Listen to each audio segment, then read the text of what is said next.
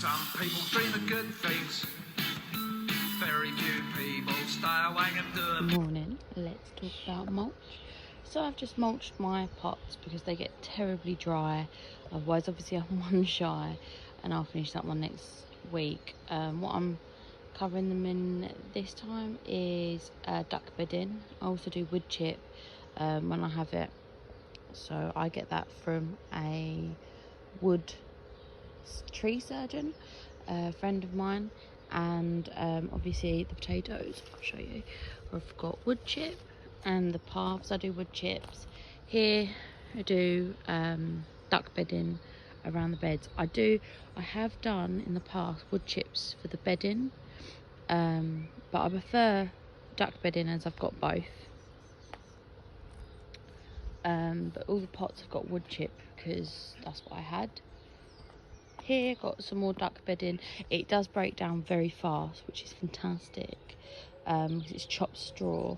So I've got it round. I did cover this whole area last year in wood chip, probably about,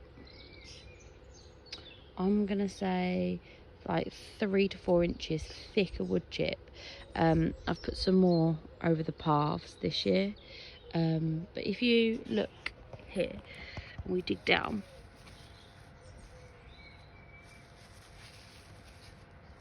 Oh, it's old, isn't it? So there's no wood chip left. That is soil. Not all. There's one piece of wood chip there, but you can see how alive the ground is. There's worms just around. It's full of life. Look, more worms here. There's 2 worms there. There's another worm here. Like, it's full of life. And although the top gets dry, the bottom doesn't really dry out, so that gives it a big advantage over not having any thing on it. So it has worked out really well, and it means that you have to water the garden less, which is effort.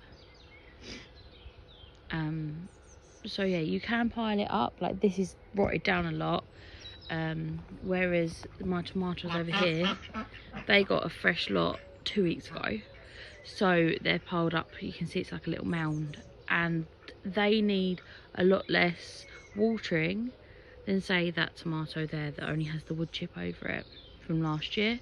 So it depends where it is, but you can see also, which I quite like about the wood chip, and I would use it again, is you can see the mycelium, all the white stuff, so that does help.